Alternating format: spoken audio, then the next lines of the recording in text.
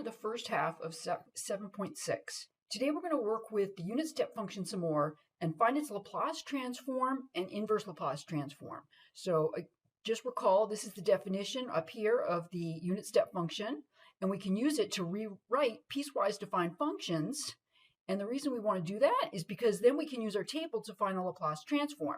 If you look in your table, in the blue section, you'll see formula 14, which tells us how to find the Laplace transform of just u of t minus a. And then in purple, you'll see formulas 17 and 18.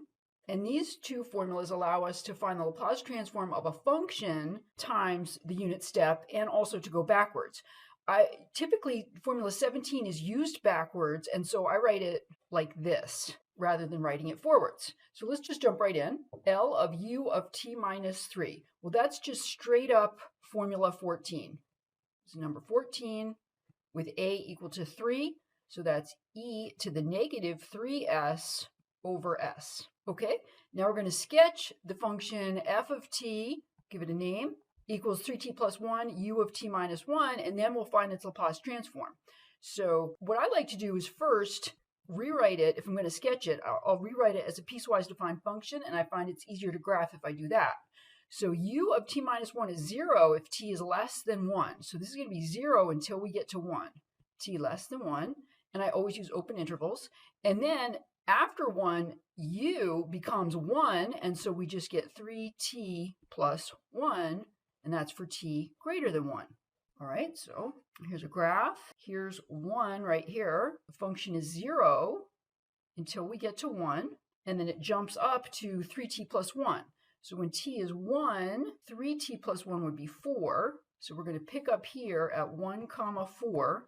That's the coordinates of the missing point, and go up with slope 3. All right, and now we want to find the Laplace transform of that function. So we're going to use formula 18. It's a little scary at first, but if you identify all the players, it's not that bad. So if we look at this and then compare it to this, we see that our a is 1 and our g of t is 3t plus 1. So we're going to need g of t plus 1. That's g of t plus a. So that's 3t plus 1, which is 3t plus 4. So just using formula 18, the Laplace transform is e to the negative s, and then I want L of 3t plus 4, which is e to the negative s, and then 3 over s squared plus 4 over s. And that's it. Okay, why don't you pause and practice? So pause the video, see if you can do this next one, and then start it up and I'll do it. Okay, so our a is 2, our g of t is t squared. So g of t plus a is t plus 2 quantity squared. Now we're going to need the Laplace transform of that, so we're going to have to rewrite that as t squared plus 4t plus 4. All right, and so L of t squared, well, you can just, shorthand, we can just write L equals, all right, now e to the negative as, so e to the negative 2s, and then I want L of t squared plus 4t plus 4. Okay, that's e to the negative 2s, parentheses, 2 over s cubed plus 4 over s squared plus 4 over s. Okay, let's do a couple of inverse ones. Again, it's not bad if you write down the parameters and just follow the formula. And I've written the formula down in its backwards form right here. My a is 2, and my little f of t, well, this is big F of s. So little f of t is L inverse of 1 over s minus 1 over s plus 1. Okay, so that's 1 minus e to the negative t. And so L inverse of that stuff, which I'll just use L inverse for short, is equal to, according to my formula here, I want f of t minus 2. So 1 minus e to the negative parentheses t minus 2, and then all of that gets multiplied by u of t minus 2. And that's it. Okay, you guys try the next one. Pause it. All right, hopefully you did it. This one's pretty easy.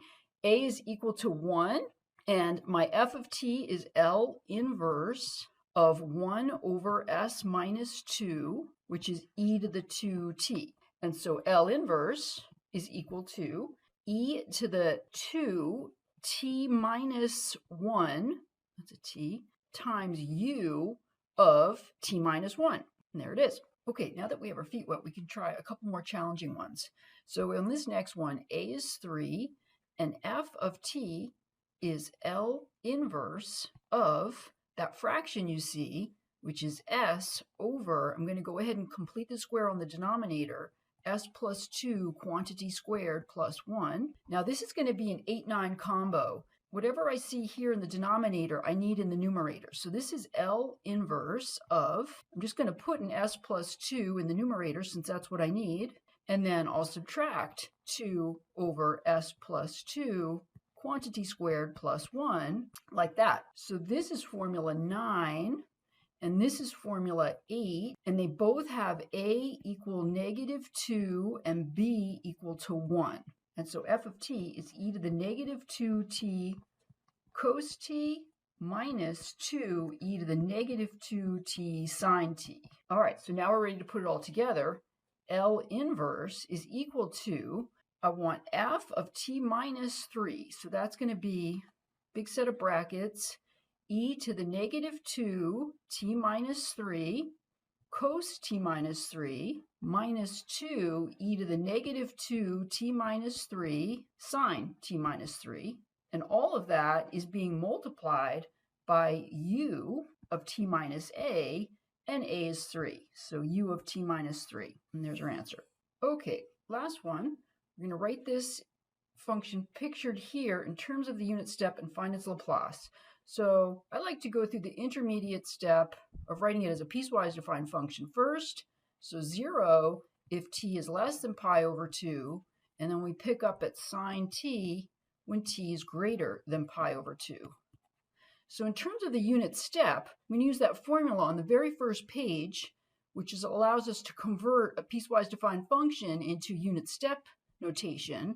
F of t is f1, which is 0, plus f2 minus f1 sine t minus 0 times u of t minus a, and a is pi over 2. Okay, let's clean that up. F of t is equal to sine t u of t minus pi over 2. All right, so we want L of that. L of f. So to find that, we're going to use formula 18. And let's just identify the parameters on number 18. We've got a equal pi over 2. G of t is sine t.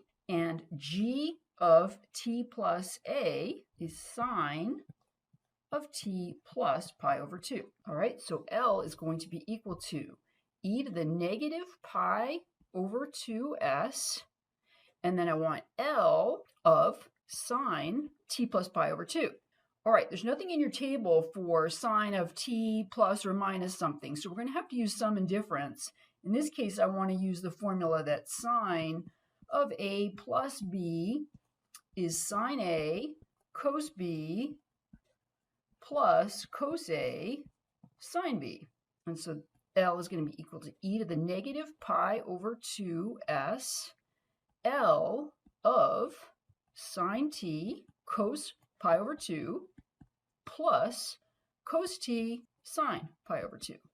Now cos pi over 2 is 0, so, and sine of pi over 2 is 1, so this is just equal to e to the negative pi over 2s, don't worry, we're almost there, L of cos t. Woo! And now that's just simply e to the negative pi over 2s, and then L of cos t is s over s squared plus 1. Piece of cake. Okay, that's the end of this part. In the next section, in the next part of this section, we're going to actually solve IVPs using unit step function.